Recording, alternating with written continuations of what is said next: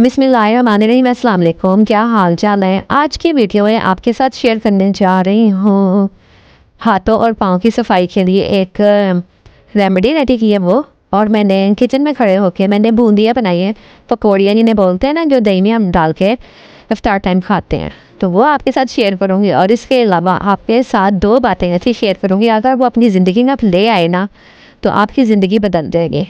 एक इस्तिग़फ़ार का तरीका आपके साथ शेयर करने जा रही हूँ कि अगर आप इस्तिग़फ़ार पढ़ते हैं तो वो गलत तरीके से पढ़ते हैं, उसको सही तरीके से कैसे पढ़ना है ये आपके साथ शेयर करूँगी। अच्छा जी, यहाँ पर ना मैं आपके साथ शेयर कर रही हूँ ना, घर में ना जैसे मौसम चेंज हुआ ना, चूहे आ गए हैं, तो चूहों के लिए और कॉकरोचेस के लिए ना मैं एक रेमेडी रेडी कर रही हूँ। तो वो आप देख लीजिए। ये यहाँ पे मैंने सिर्फ दो चीज़ें ली है, एक तो लिया है सर्फ और उसके साथ पिसी हुई चीनी शामिल की है। बस इन दोनों चीज़ों को शामिल कर लिया है और अच्छी तरह मिक्स कर दिया। मिक्स करने के बाद जहाँ जहाँ आपको होता है ना कि यहाँ पे छिपकलियाँ होंगी, चूंटियाँ होंगी बारीक बारीक, जैसे कि काउंटर पे कोनों में और ये फ्रिज वगैरह के साइडों पे होती है ना, तो ये सारी चीज़ें आपने ना हल्का हल्का स्प्रिंकल कर देना है। तो कारपेट के नीचे भी कर सकते हैं, और ख़ास तौर पे जो किचन की नीचे वाली कैबिनेट्स होती है ना, शेल्फें होती हैं, और उसके नीचे बिल्कुल, तो वहाँ पे आपने ज़रूर गलत इनको करना है, फैला देना इस पाउडर को। तो उससे ना छिपकली आएंगी ना ही चूहे आएंगे। अच्छा जी, अब मैं आपके साथ जो बात शेयर करने जा रही ना, वो दो चीज़ें हैं।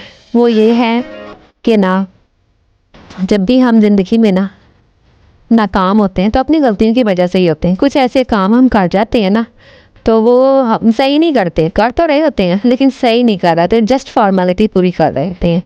तो फॉर्मेलिटी नहीं पूरी करनी होती, दिल से उस काम को करना होता है, कि जैसे कि हम इस्तिग़फ़ार करते हैं। अब इस्तिग़फ़ार आप मुझे कमेंट करके बताइएगा कि आप लोग कैसे करते हैं इस्तिग़फ़ार। उंगलियों पे करते हैं या फिर आप तस्बीह पे करते हैं। मेरा तो खैर बस यही दो तरीके हैं इस्तिग़फ़ार करने के। तो लेकिन मैं ना आज आपको एक तरीका ऐसा बताऊंगी, ये दोनों तरीके गलत है।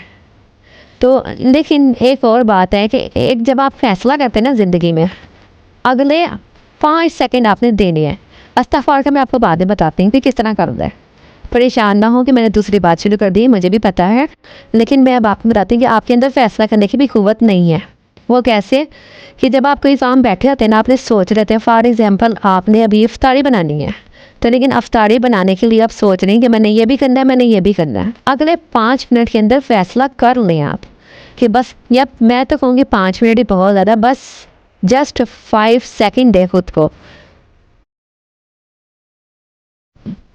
बस आपने फिर उठ जाना है और वो उस 5 सेकंड में बर्तन धोने ना अपने किचन में। आप सोच रही हैं बेडरूम में बैठी हुई कि मैंने किचन में बर्तन धो दें, तो बस अगले 5 सेकंड में खुद को टास्क दे देंगे और चुटकी बजा के ना उठ जाएं बस। और फिर क्या कहते हैं, अपने काम में लग गए।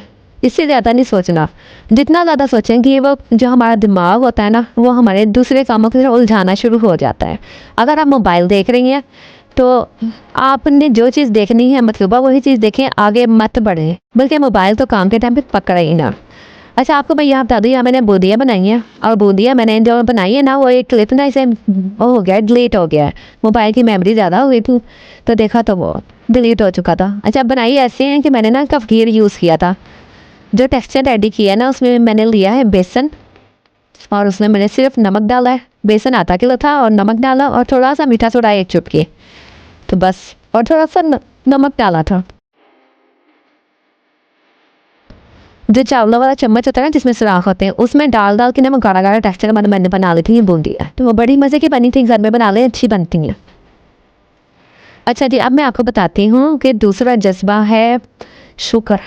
शुक्र करें और एक डायरी बना लें, और उसमें ना हर रोज़ लिखें, और आपने पुरानी चीज़ कोई नहीं लिखनी, और लिखें पूरा साल, लिखें कि मेरी जो है ना, आज मुझे अल्लाह ताला ने ये नेमत से नवाजा है, मुझे इस नेमत से नवाजा है। तो वो डायरी में लिखती जाएँ। आप देखेंगे एंड ऑफ द ईयर ना आपके पास शुक्र की इतनी सारी चीज़ें होंगी ना, इतनी सारी चीज़ें होंगी ना, कि देखें अल्लाह ताला ने मुझे कितनी चीज़ों से नवाजा है। अब मैं आपको बताती हूँ, तो आपने शुक्र ज़रूर करना अपनी ज़िंदगी में। शुक्र के बगैर ना हम ऐसे हैं जैसे कि बिल्कुल हवा में मुअल्लक़ चीज़। शुक्र नहीं ना करेंगे तो हमें कोई चीज़ में बरकत नहीं आएगी, अल्लाह ताला नहीं देगा हमें, बल्कि अल्लाह ताला शुक्र करने से खुश होता है और ज़्यादा देता है। अच्छा, अब मैं आपको बताती हूँ कि इस्तग़फ़ार जो हम पढ़ते हैं ना, वो गलत तरीके से पढ़ते हैं। मैं कुरान क्लास लेती हूँ और फिर कुछ बयानात वगैरह सुनती रहती हूँ, तो उसमें मुझे जो बात एनालिसिस मैंने की है ना, वो यही की है कि हम जब तस्बीहात में पढ़ते हैं ना, तो हमारा ध्यान कहीं और होता है और ज़बान चल रही होती है, और बातें भी दुनियावी कर रही है और ज़बान भी चल रही है, तो ये गलत तरीका है।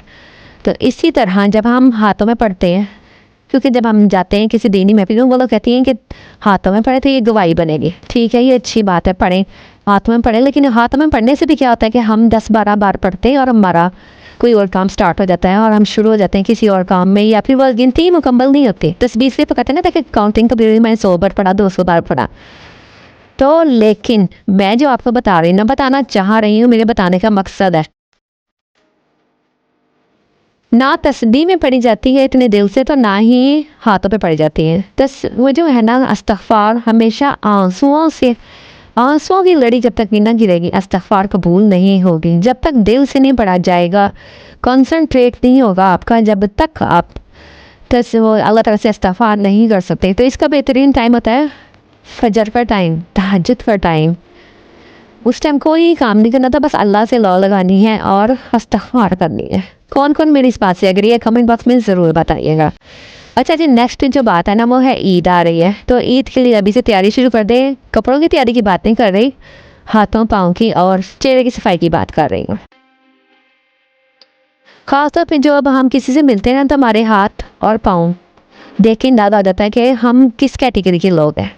तो बस हाथों की अगर इंस्टेंट आप लोगों ने सफाई करनी, क्लिनजिंग करनी है और कलर साफ़ करना है, तो इस तरह मैंने लिया है, क्या कहते हैं, टमाटर के ऊपर मैंने थोड़ा सा शैम्पू, थोड़ी सी इनो और थोड़ी सी टूथपेस्ट, इन तीनों चीज़ों को मिलाएंगे, मिक्स करेंगे और हाथों की ना कम से कम 10 मिनट तक रगड़ाई मंझाई करेंगे कि टमाटर का जूस अच्छे से निकल जाए। जब दरमियान में टमाटर का जूस ना निकले, तो उसके दरमियान में कट लगाने हैं, तो फिर जूस को अच्छी तरह निचोड़ना अपने हाथों पे और पाँव पे। तो फिर देखेंगे ये तो टमाटर में भी विटामिन सी मौजूद होता है और बाकी चीज़ों में भी केमिकल्स होते हैं जो हमारे हाथों पाँव की सख्ती को दूर करते हैं, नरम करते हैं और नीट क्लीन करके गोरा चिट्टा कर देते हैं। तो हफ्ते में 2-3 बार ये काम आपने ज़रूर करना है। और जो नेक्स्ट मेरी वीडियो आने वाली ना, उसमें मैं आपको बताऊंगी कि चेहरे की सफाई कैसे करनी है। वो भी हफ्ते में 2 से 3 बार लाजमी करना, इससे चेहरे के पिंपल्स भी दूर होंगे और पिगमेंटेशन भी ख़त्म होगी, और क्या कहते हैं, जो चेहरे का कलर है ना, वो भी साफ़ होगा। तो ये जो चीज़ है ना, ये आपने सिर्फ हाथों पे अप्लाई करनी है। जो नेक्स्ट मेरी वीडियो आएगी ना, उसमें मैं आपको चेहरे से रिलेटेड बिल्कुल सिंपल घरेलू तरीका, कोई महंगा नहीं, पार्लर भी नहीं जाना पड़ेगा, और आपको घर बैठे ही फ्री ऑफ कॉस्ट आपको रेमेडी बताने जा रही हूँ। वैसे तो आप कहेंगे कि हमें यूट्यूब पे बहुत सारी मिल जाती होंगी, लेकिन ये मेरा आज़मूदा है और मतलब मैंने अपने खुद से आजमाया हुआ है। तो जो भी मैं आपको बात बताती हूँ, टिप बताती हूँ, तो वो मेरे पहले खुद से ट्राई करती हूँ, फिर आपको बताती हूँ।